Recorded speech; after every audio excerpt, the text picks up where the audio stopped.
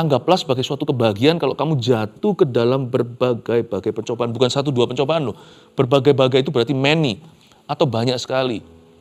Sekalipun terasa seperti everyday tiap hari itu pergumulan kita itu bertubi-tubi, satu belum selesai, satu lagi. Tapi ada kuncinya. Yakobus berkata, siapa tahu engkau sedang berjalan di jalur berkat Tuhan. Tapi belum merasa. Yang kita rasakan adalah problema. Bukan 1-2. Silih berganti, yang satu belum selesai, belum kadaluarsa, yang baru ditambahkan. Bagaimana ini bisa menjadi suatu kebahagiaan? Kita harus belajar dari Yakobus. Dan kita akan minta Roh Kudus untuk ajari kita. Ternyata di sini kita diajari untuk berbahagia di dalam masalah.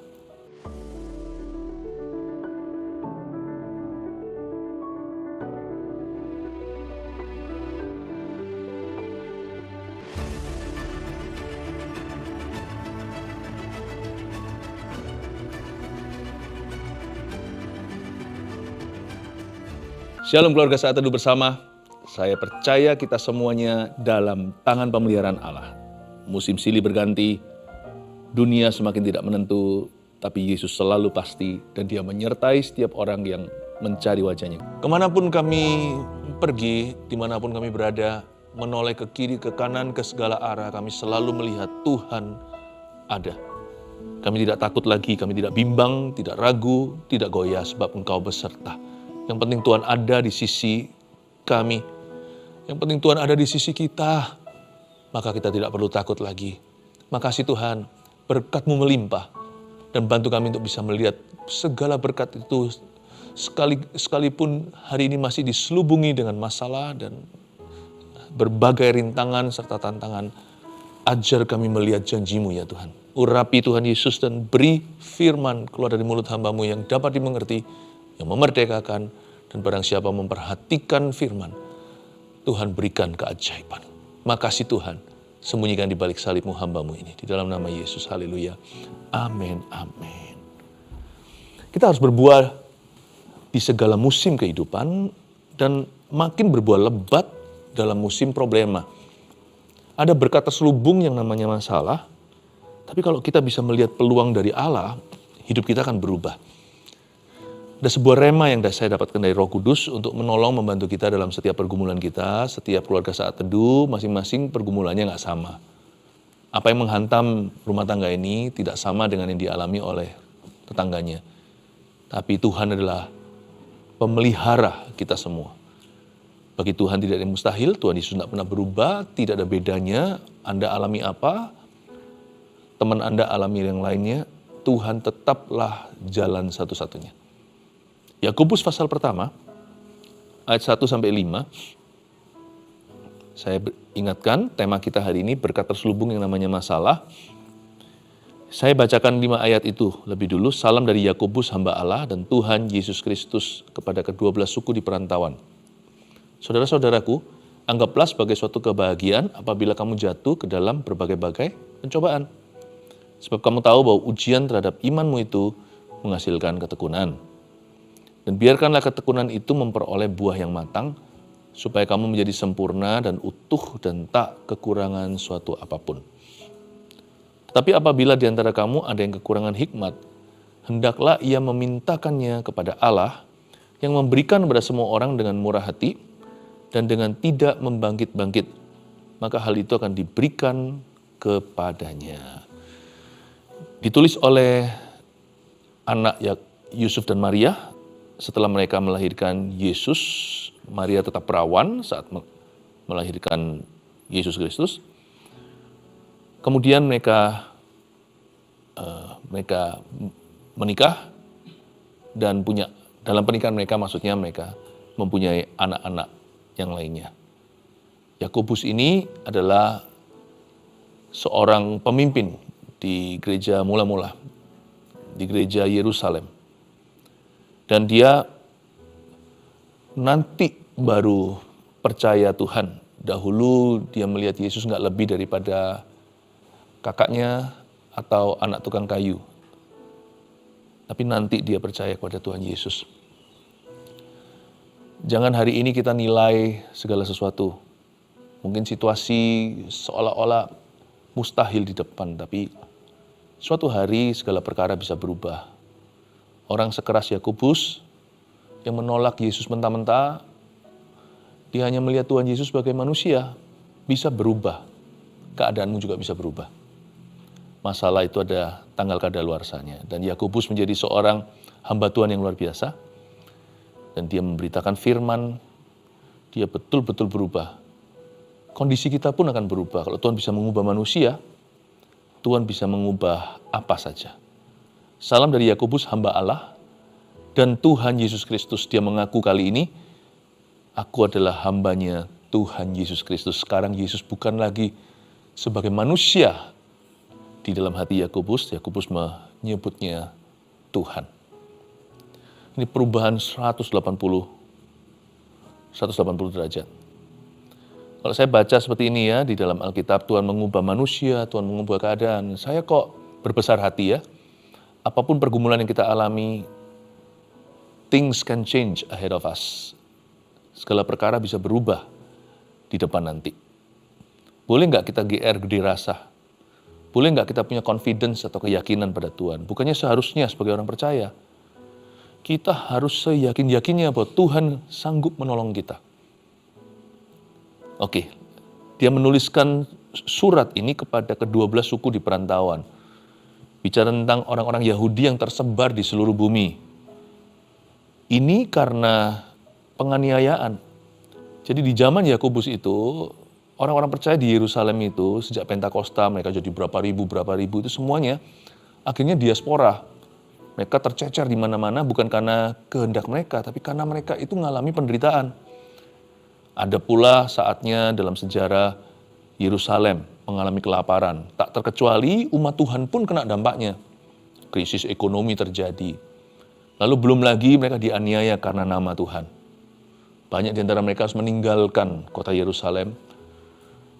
Apa yang kelihatannya sebagai kekalahan, ternyata melalui itu Tuhan memakainya sebagai jalur Injil. Injil tersebar di seluruh dunia. Kalau Anda baca kisah para rasul itu kan, kita bisa cross-referensi, kita bisa melihat bagaimana Injil itu, berita tentang kerajaan Allah itu, sampai ke tempat-tempat jauh. Samaria bertobat, terus sampai Roma. Tapi mereka ingat ya, mereka ini semuanya ke-12 suku ini merantau.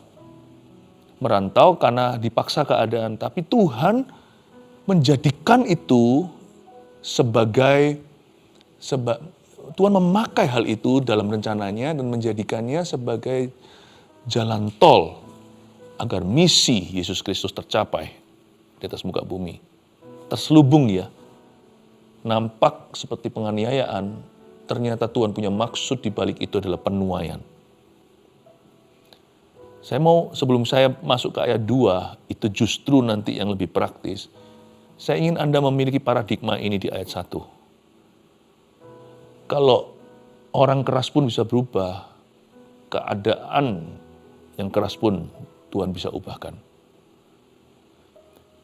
Kalau kita mengalami suatu keadaan kondisi yang kurang ideal, ya, lalu kita benar-benar di luar kemampuan kita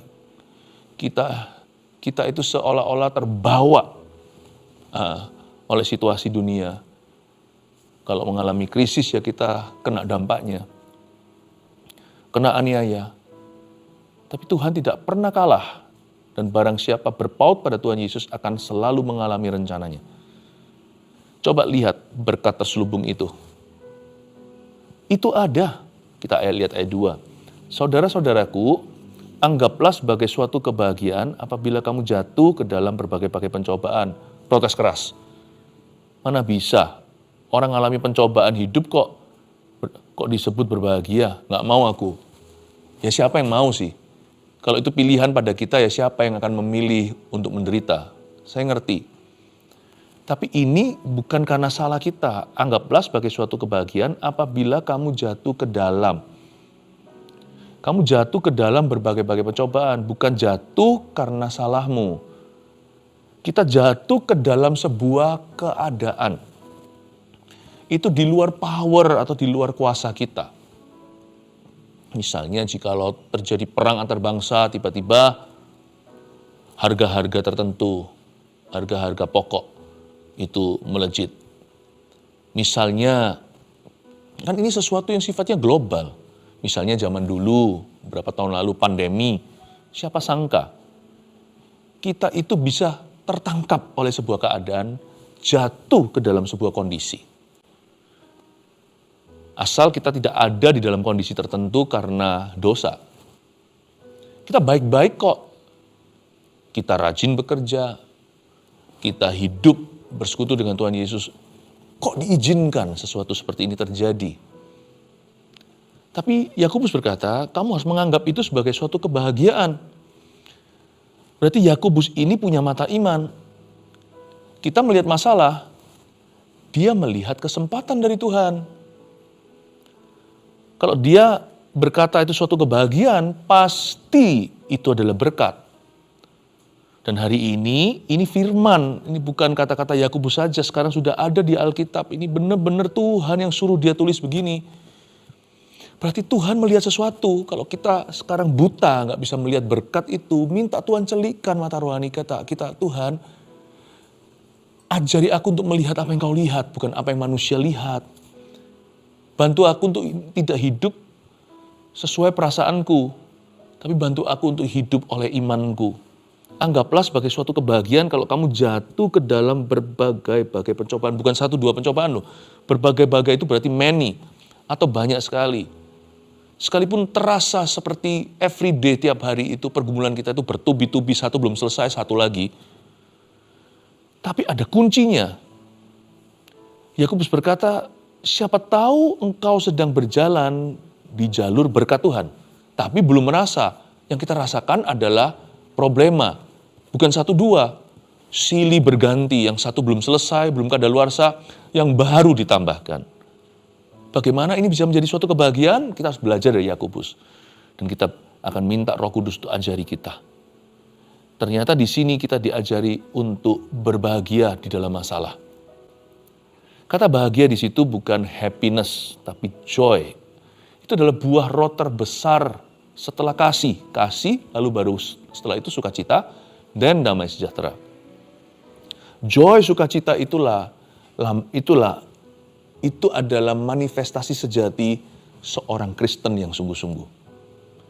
Karena kalau kita sungguh-sungguh kenal Kristus, kita tahu Yesus tidak akan izinkan ini untuk menghancurkan aku. Kalau kita percaya dia maha kuasa, kita tahu bahwa dia berkuasa atas keadaan kita, dan dia juga berkuasa atas seluruh kejadian di bumi. Dan karena kita juga yakin dia maha kasih, dia pasti mengasihi aku karya tebusannya, saya nggak perlu khawatir lagi. Kalau Yesus izinkan sesuatu, maka itu pasti untuk kebaikanku. Miliki visi bahwa Yesus itu baik. Jangan kehilangan penglihatan atau visi itu bahwa Tuhan punya rencana itu selalu sempurna. Sekalipun sekarang sebagian dari rencana itu, bukan semua, sebagian dari rencana Tuhan yang ajaib itu terselubung oleh masalah. Anggaplah sebagai suatu kebahagiaan, ini Yakobus pasti lihat sesuatu dalam imannya. Nah, saya mau lihat itu dan saya mau bantu Anda untuk melihat juga. Berarti ujungnya itu ada kebaikan. Kalau enggak, pasti keterlaluan. Kalau ujung-ujungnya kecelakaan, kita suruh orang berbahagia, saya rasa kita menjerumuskan. Misalnya kalau kita kasih obat sama anak puyer yang pahit, anak itu lagi demam, sakit, ya kan mungkin semua badannya nggak keruan. Mungkin ini pahit nak, tapi kamu percaya saja, percaya deh sama papa. Kamu minum ini, you'll feel better, kamu akan merasa lebih baik. Kalau tiba-tiba misalnya saya kasih minum anak saya suatu puyer yang tidak berguna, obat yang tidak menyembuhkan, lalu saya berkata, sudah kamu pokoknya percaya saja, kan berarti menipu. Atau kamu bahagia aja, kita kan kurang peka. Orang lagi sedih kok, kita suruh bahagia, kan kita berarti PHP atau pemberi harapan palsu. Kalau Yesus berkata pada seorang yang berkabung karena ditinggal seorang yang dia cintai, tapi mereka sudah dalam Tuhan, Yesus berkata, jangan kamu meratap atau berduka seperti orang dunia, tapi penuh pengharapan. Itu karena Yesus tahu ada kebangkitan. Dia nggak pernah memberi kita harapan palsu. Kalau dia berkata kepada orang yang berkabung, kamu tetap bisa dalam duka cita mengalami damai sejahtera. kamu tetap bisa alami sukacita, bahkan dalam duka cita, pasti ada pengharapan asli. Ujungnya pasti ada sesuatu yang Tuhan garansi. Kalau enggak, dia enggak akan berani suruh orang itu happy. Atau lebih tepatnya, untuk suruh orang itu joyful atau untuk bersukacita. Tuhan tuh enggak pernah ada kepalsuan.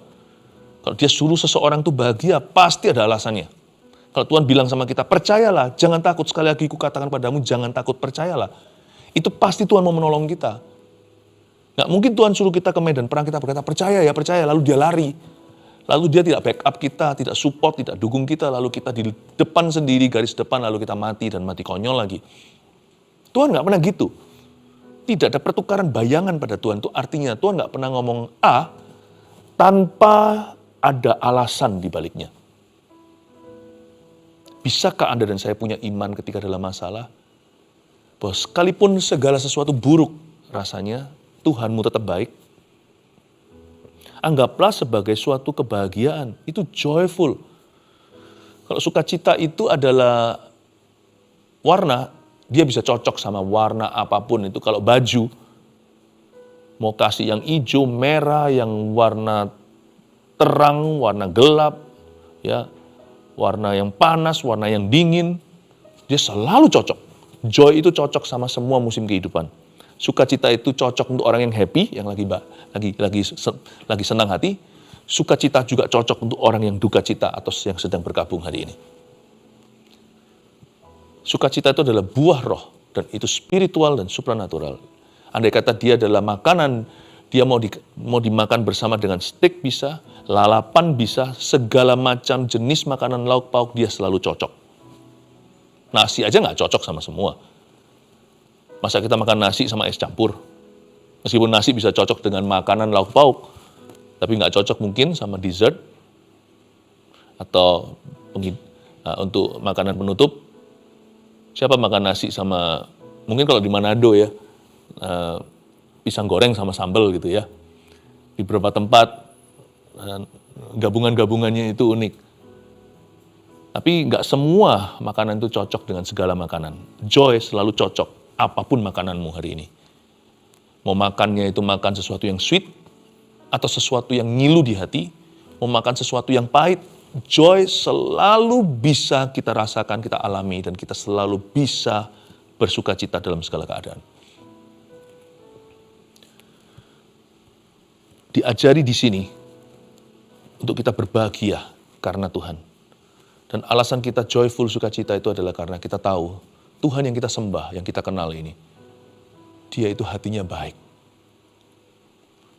Kalau kita tahu itu, kita tidak akan bersedih hati.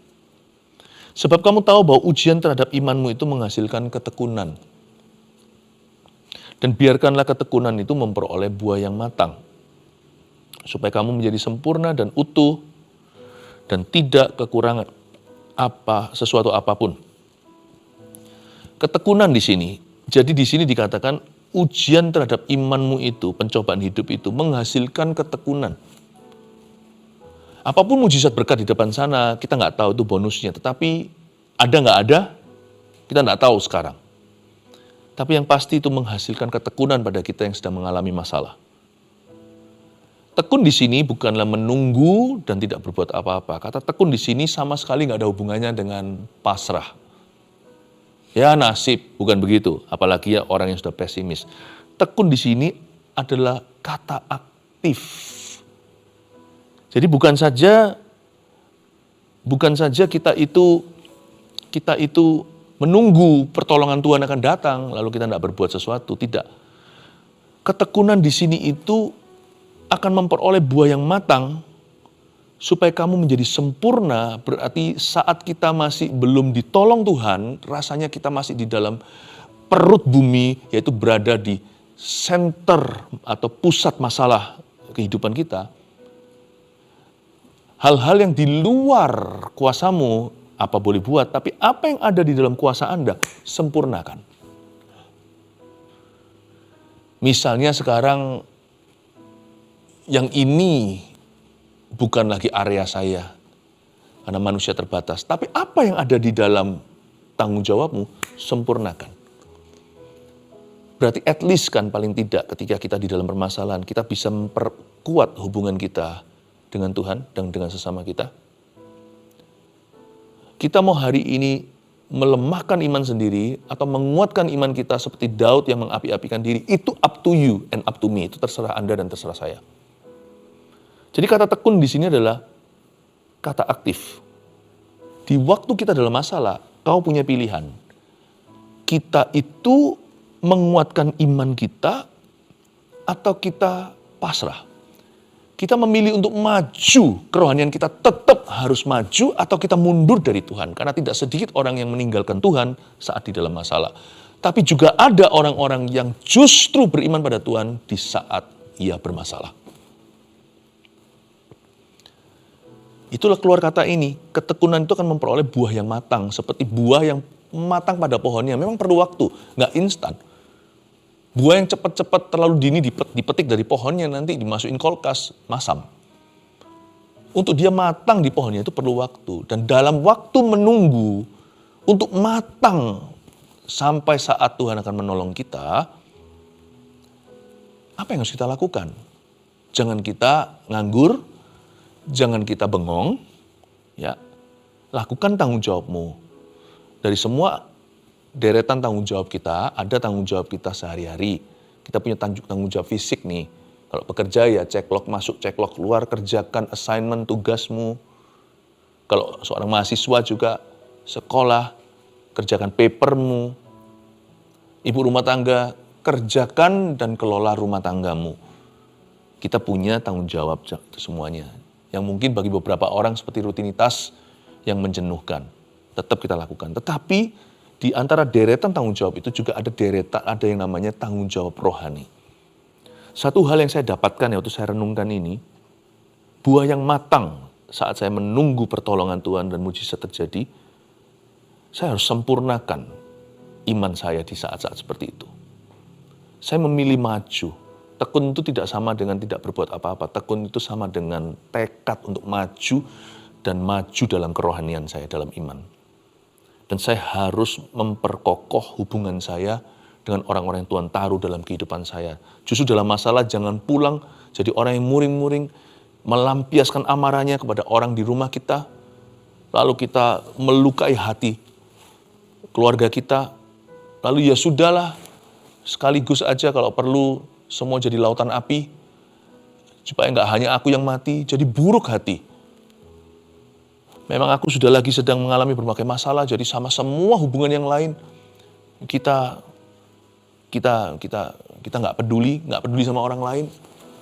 Kita jadi jahat sama sesama kita, jadi sinis, jadi pedas, jadi tidak ramah, mau hancur sekalian. Pikirannya itu bumi hangus. No, saya harus tetap utuh, nggak hanya sempurna. Saya akan perkuat hubungan saya dengan Tuhan number one, tapi juga dengan sesama kita.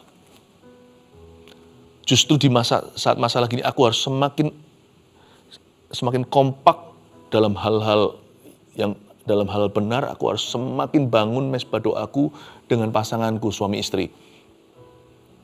Justru saat-saat seperti ini, hubungan keluarga kami semakin dipererat oleh Tuhan. Dulu tercerai-berai, urusan sendiri-sendiri, sekarang kita harus menghadapi bersama-sama. Justru di masa-masa kita sedang dalam pergumulan hidup, itulah keluarga biasanya bondingnya atau ikatan batinnya terjalin. Jikalau mereka sudah absen lama. Justru kita seperti masuk ke fase baru hubungan kita. Mungkin sedang mengalami kesulitan ekonomi, tapi justru keluarga itu yang gak pernah berdoa bersama-sama, sekarang rajin berdoa sama-sama. Bukan hanya sempurna dan utuh, dan tak kekurangan suatu apapun. Mungkin kita kehilangan sesuatu, gak selalu melulu soal ekonomi, mungkin hal-hal lain misalnya. Tapi apa yang sudah ada, yang Tuhan percayakan dalam tanganku, yang masih milikku dan masih tanggung jawabku, aku pastikan tidak satu lagi yang hilang. Tak kekurangan sesuatu apapun.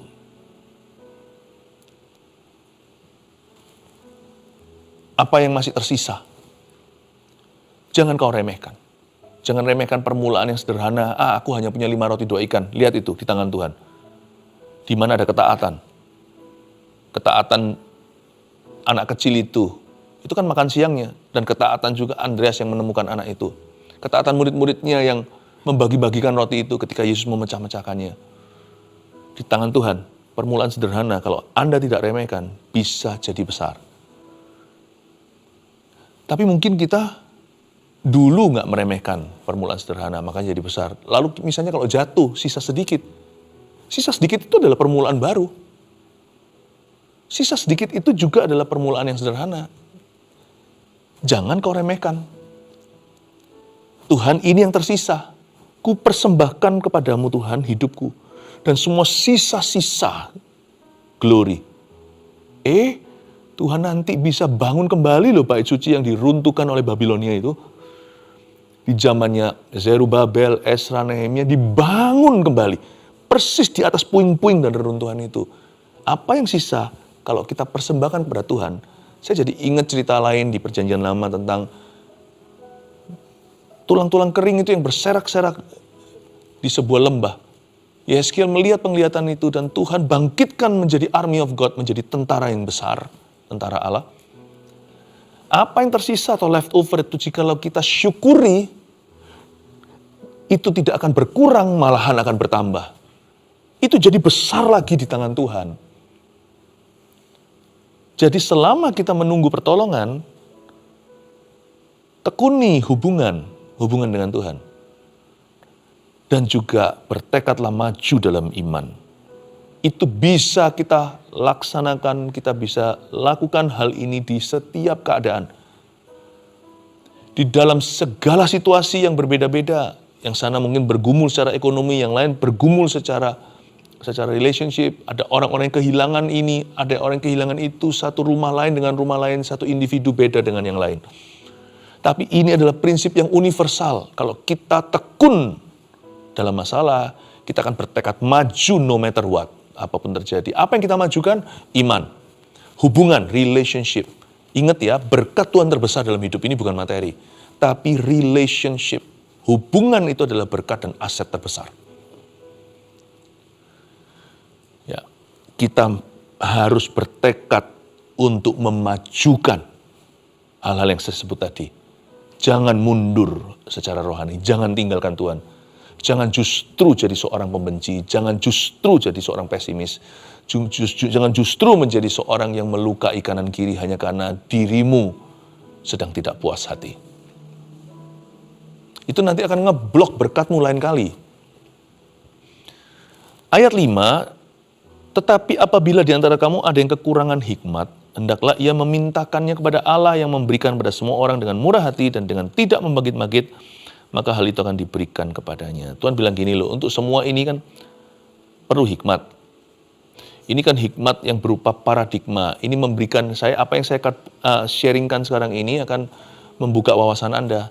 Tetapi nanti di lapangan Anda harus minta sendiri hikmat sama Tuhan, karena situasi setiap orang berbeda. Saya nggak mungkin bisa jadi Roh Kudus, bisa menjadi konsultanmu di setiap menit hidupmu, nggak bisa. Nah di situ Anda harus praktekkan iman. Minta sama Tuhan, sebuah doa yang gak pernah ditolak oleh sorga, tahu gak apa? Minta hikmat, gak pernah ditolak sama Tuhan. Doa yang lain mungkin kadang-kadang dijawab iya, ada kalanya dijawab tidak, ada kalanya dijawab menunggu. Tapi hikmat itu selalu instan, selalu dikasih sama Tuhan. Meskipun kita gak ngerasa waktu minta hikmat, nanti waktu kita jalani tiba-tiba kita tahu aja apa yang benar, apa yang enggak. Kita gak tahu pasti, tetapi seolah-olah merasa dituntun oleh tangan yang gak terlihat. Itulah orang yang minta hikmat. Hikmat itu bukan sebuah perasaan tiba-tiba ada aliran, bukan.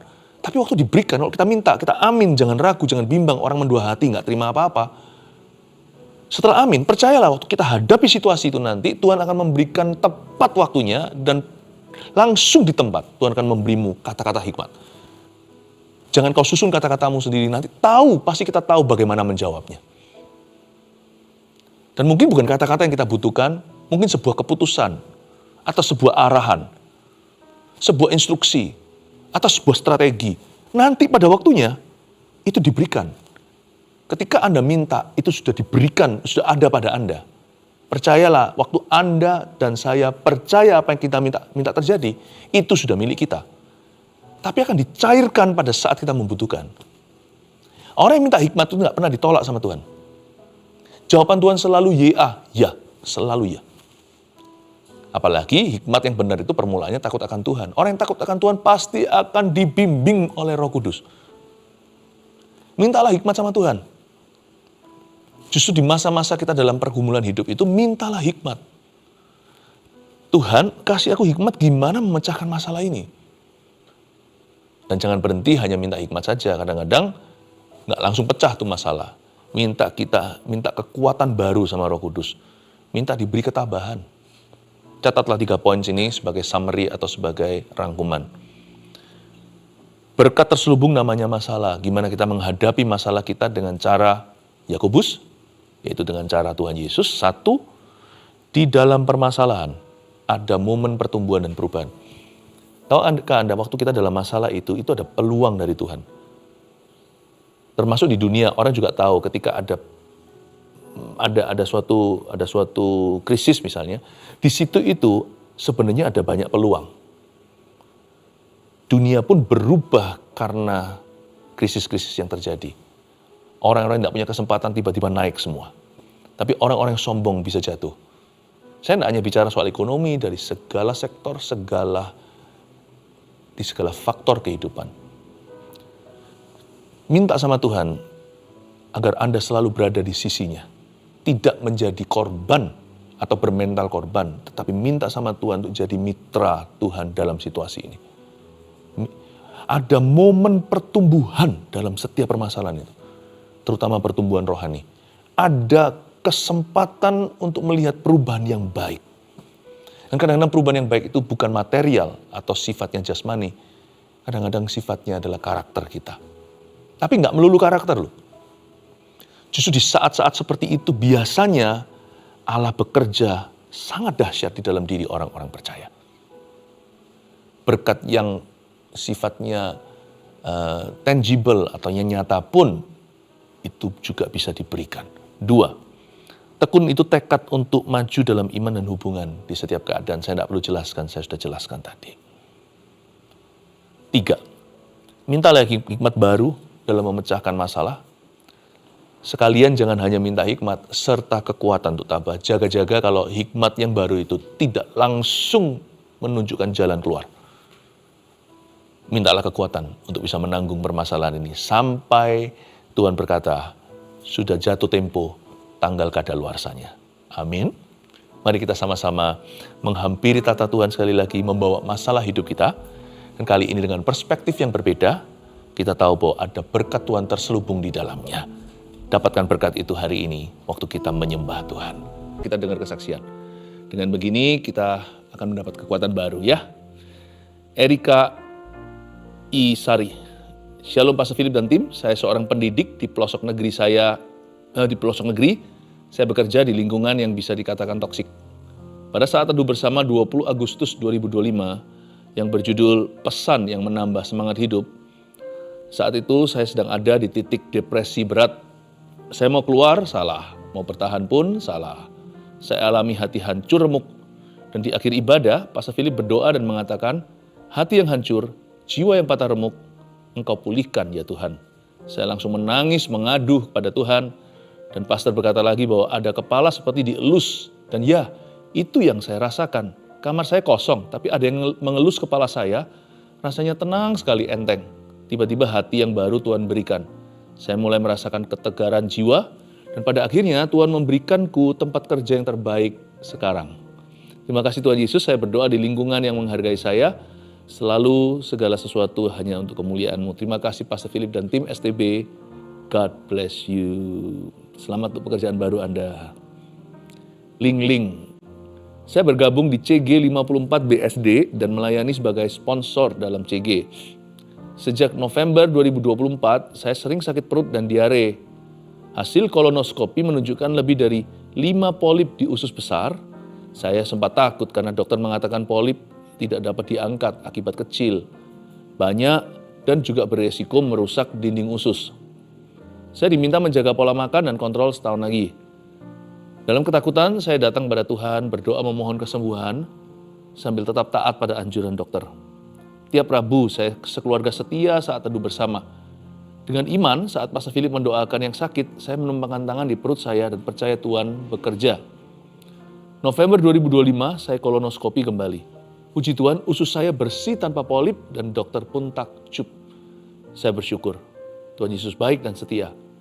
Kedua, suami saya Ernest Januari 2026 mengalami bisul di bawah dada kiri yang membesar dan sangat sakit karena nanah tidak keluar hingga demam. Dokter menyarankan operasi sekaligus biopsi untuk mengetahui penyebab bisul yang besar itu. Jujur saya sempat khawatir karena belum pernah opname maupun operasi. Dan asuransi saya juga baru berjalan 3 bulan sehingga kemungkinan untuk klaim kecil. Saya terus berdoa dan mengikuti saat teduh bersama. Ketika didoakan, saya percaya Tuhan sedang menyembuhkan saya. Puji Tuhan, operasi berjalan lancar. Hasil biopsi tidak mengarah ke tumor atau kanker. Dan seluruh biaya ditanggung asuransi. Bahkan saya mendapat upgrade ke kamar VIP. To God be the glory. Haleluya. Tuhan itu baik, bertubi-tubi baik dalam kehidupan kita. Dan tentunya Tuhan tetap baik hari ini, Ia akan menjamah setiap Anda. Nita, Shalom Pastor Philip, saya pejuang garis 2 selama 10 tahun. Saat breakfast with God, Tuhan menjawab doa. Pespek bergaris 2. Namun pada 21 Februari kami harus kehilangan bayi itu melalui obat.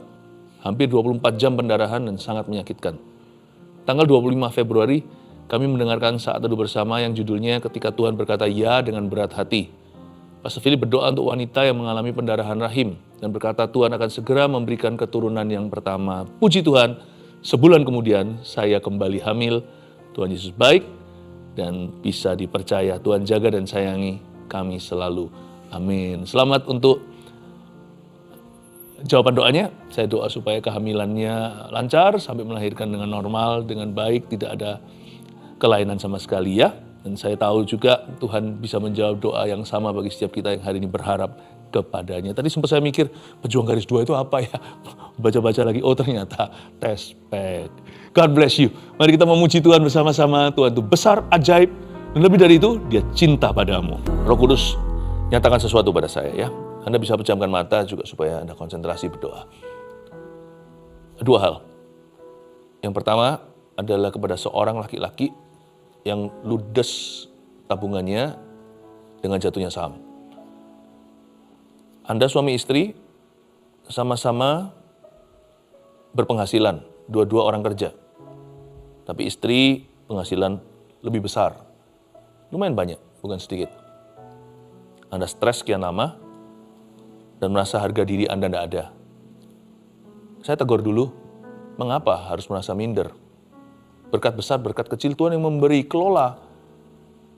Salah satu yang membuat firman ini penting dalam kehidupan kita adalah supaya kamu tidak kekurangan sesuatu apapun. Jangan anggap enteng, jangan anggap remeh. Berkat kecil menurutmu, menurut kita. Sehingga akhirnya Anda rasa, yang aku hasilkan ini nggak seberapa, mau cepat kaya. Lalu spekulasi di situ. Seolah-olah seperti gambling, padahal nggak punya background di sana, nggak punya latar belakang. Kebutuhan-kebutuhan lain tentunya terisi,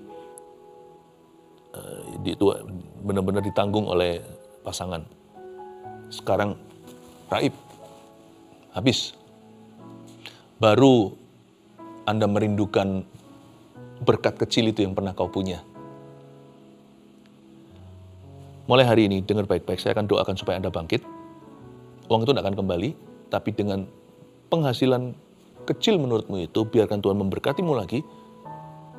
Dan kelolalah dengan bertanggung jawab, dengan pikiran yang matang, syukuri, dan saya berdoa keluarga Anda tidak kekurangan, bahkan Anda pun bisa dipromosikan. Jangan cari itu, cari Tuhan. Kerjaanmu akan semakin benar. Jangan dikangeni lagi, Anda jangan mundur karena Anda sekarang pikirannya udah kalut. Anda harus bangkit, minta maaf sama pasangan Anda, lalu berdoa sama-sama, dan syukuri uang kecil mulai hari ini. Nanti itu pun akan jadi besar, 5 roti 2 ikan, ingat, nanti Tuhan akan kembalikan pada waktunya. Hidupmu akan tidak berkurang damai sejahteranya, sekalipun uang itu tidak kembali. Tidak akan berkurang, justru ada buah lain yang kau akan tuai. Di situasi seperti ini, penerimaan dirimu akan bertambah, dan suami istri akan semakin mengasihi. Dan Anda tahu bahwa ternyata hubunganmu tidak sepatutnya diwarnai oleh perasaan-perasaan negatif, karena tidak boleh suami istri yang takut akan Tuhan terpisahkan karena harta atau merasa saingan karena harta dunia. Bertobatlah, Tuhan akan memberimu damai sejahtera dan keluarga Anda akan bangkit. Dan percayalah, burung gagaknya itu ada, saya doa diutus kepadamu dan Anda tidak akan kekurangan apa-apa. Mazmur 23, karena Tuhan adalah gembalamu. Dan berkat Tuhan akan mengalir dalam kehidupanmu, tidak akan Tuhan lalaikan kebutuhanmu. Hargai uang kecil, hargai berkat kecilmu itu. Tuhan jamah pria ini, angkat perasaan depresinya. Dia tidak bisa tidur, dan saya tidak tahu apakah sudah minum obat, tapi saya tidak tahu, Tuhan tidak nyatakan, tapi saya berdoa supaya dia tidak jauh. Dalam nama Yesus, kembalikan damai sejahteranya, pulihkan keluarganya. Dalam nama Yesus. Ada satu orang lagi, klep.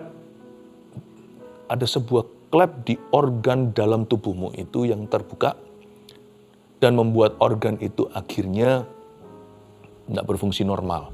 Saya tutup di dalam nama Yesus Kristus, pergi ke dokter. Karena saya bukan dokter. Segala suatu mujizat atau secara supernatural yang Tuhan kerjakan pasti akan diverifikasi, diverifikasi kesembuhannya secara medis. I pray in Jesus name for a miracle. Klep itu sembuh, klep itu tutup, kembali ke tempatnya, organ tubuh itu tidak bergeser 1 mili pun.